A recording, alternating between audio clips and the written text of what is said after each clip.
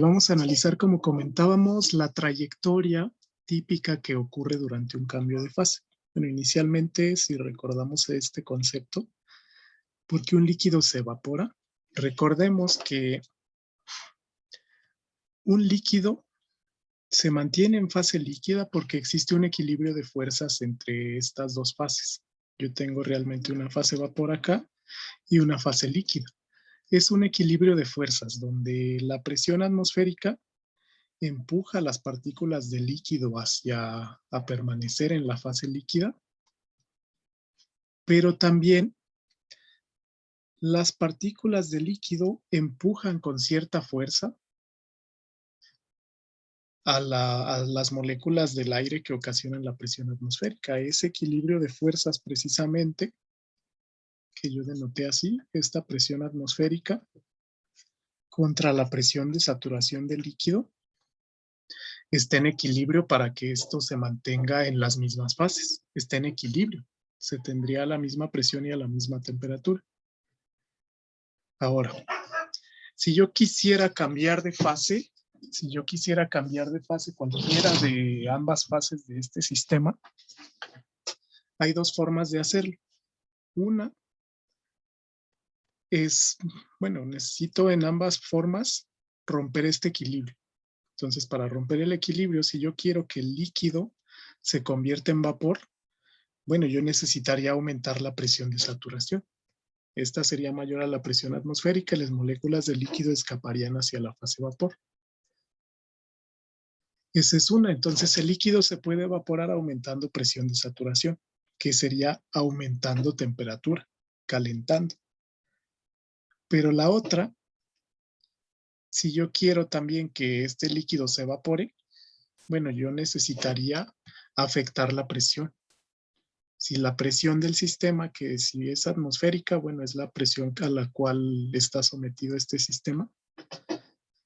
Si yo disminuyo la presión atmosférica o la presión externa, entonces ya no existe esa fuerza que hace que las moléculas dejen de estar adheridas al líquido y se evapora también. Entonces hay dos formas de evaporar ese líquido. Calentar, eso aumenta la presión de saturación del líquido, o disminuir presión. Entonces eso hace que, bueno, sea menor esta presión que la de saturación, e igualmente las moléculas de líquidos escapan hacia la fase vapor. Al revés funciona igual. Si yo necesito condensar un vapor, condensar esta fase vapor, bueno, yo necesito hacer que este vapor, que las moléculas del vapor se vayan a la fase líquida y se adhieran a esa fase. Igual hay dos formas y es la misma base. Yo necesito romper este equilibrio de fuerzas. Entonces yo podría disminuir presión de saturación también, que sería enfriar. Si yo enfrío un vapor, entonces sabemos que se condensa. Pero si yo aumento la presión también, esta presión, bueno, lo que sucede es que las moléculas del vapor se van a ir comprimiendo hasta que condensa. Por eso la clave de la presión atmosférica contra la presión de saturación. Justo en el punto de saturación, de hecho, es el punto donde hay cambio de fase, que puede ser el punto de ebullición o el punto de condensación, dependiendo del sistema que esté analizando. Antes del punto de saturación, bueno, el sistema tiene menor presión de saturación que la atmosférica, entonces permanece en estado líquido. Después del punto de saturación, la presión de saturación es mayor que la presión atmosférica. Debería permanecer en estado de vapor. Entonces, debido a eso, es que si nosotros movemos la temperatura o la presión, se generan distintos estados de saturación. Aquí se reportaban para el agua, por ejemplo. El típico que conocemos es, bueno, para 100 grados centígrados, la presión de saturación es una atmósfera, 101.4 kilopascales. Pero si yo bajo la presión, por ejemplo, si la bajo a la mitad, más o menos, No tengo el dato a la mitad. Digamos, si la bajo de 101.4 a 12.35 kilopascales, el punto de ebullición disminuye a la mitad. Entonces noten que si yo tuviera agua, pero a 12 kilopascales, algo así como, no sé, 0.1 atmósferas, un poco menos, el punto de ebullición sería 50. Esos son los casos. Si lo queremos analizar, bueno, vamos a analizar ambos casos. Los dos casos que nosotros tenemos para el cambio de fase son los siguientes. Aquí yo estoy planteando dos rutas, 1 y 2, en la cual un líquido comprimido, si fuera agua, por ejemplo, se puede llevar hasta un vapor sobrecalentado, variando las variables, cambiando los valores de las variables. A esto le voy a llamar vapor sobrecalentado. Bueno, vamos a analizarlo por partes. Una forma de evaporar, pensemos que tengo agua en estado líquido comprimido a 1 atmósfera y 20 Celsius. Está en estado líquido comprimido, está debajo del punto de saturación. Entonces, si yo caliento, es decir, aumentar temperatura, bueno, llego al punto de saturación. Recuerden el equilibrio de fuerzas. Yo llego al estado de líquido saturado, justo antes de que este líquido comience a evaporarse. Bueno, entonces, si sigo calentando en ese mismo punto, aquí ya alcancé temperatura y presión de saturación. Entonces tengo temperatura de saturación y presión de saturación. Si sigo esta ruta, lo que va a pasar es que a estas mismas condiciones ocurre el cambio de fase. El cambio de fase ocurre a presión y temperatura constante. Yo tengo líquido 100% saturado, que sería este punto. Pero si sigo añadiendo calor, bueno, eventualmente parte del líquido se va a ir evaporando de forma gradual. Primero existe menos cantidad de vapor, luego existe más cantidad de vapor, hasta que se convierte en 100% vapor saturado. Todo este líquido se va evaporando gradualmente hasta llegar al 100% vapor saturado.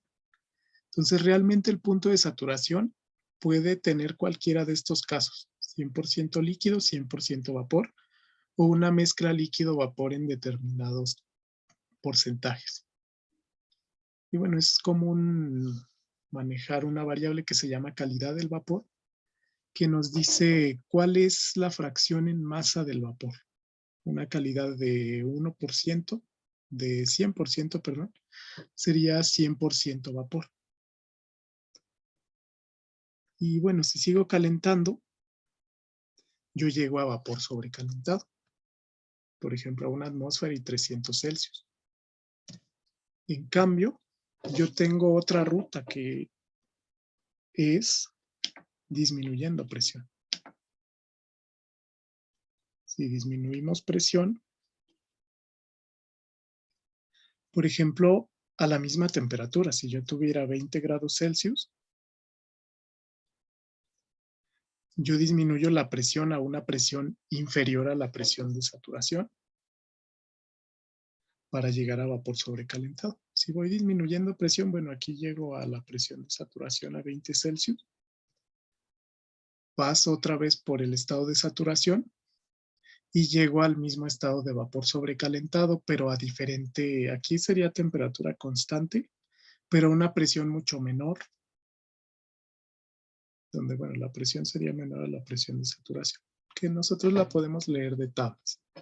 Entonces, he resumido estos cambios de estado en una infografía para que la puedan consultar. Para saber en qué estado se puede encontrar cualquier sustancia, esto está generalizado dentro de este diagrama. Entonces, esta línea, color beige, representa el punto de saturación que les acabo de explicar, que puede involucrar cualquiera de estos 4 casos. esta otra, la línea superior, representa la línea de temperatura. Esto sería, por ejemplo, temperatura de saturación. Este punto sería presión de saturación. Temperaturas menores a esa generan un líquido comprimido. Pero también presiones mayores a la presión de saturación generan un líquido comprimido también. En cambio, temperaturas de saturación mayores a la temperatura generan un vapor sobrecalentado y presiones menores a la presión de saturación estarían en la zona de 100% vapor sobrecalentado. Entonces, siempre el cambio de fase ocurre en ese orden. Por ejemplo, líquido comprimido se va a convertir en una mezcla líquido más vapor y posteriormente se va a convertir en vapor sobrecalentado. La mezcla opuesta también ocurre. Vapor sobrecalentado lo llevo al estado de saturación, luego lo llevo al líquido saturado y luego lo llevo al líquido comprimido. Ese es el orden siempre en el cual ocurre el cambio de fase. Entonces tengo vapor sobrecalentado, puedo regresar a vapor saturado, puedo regresar a líquido saturado y puedo regresar a líquido comprimido.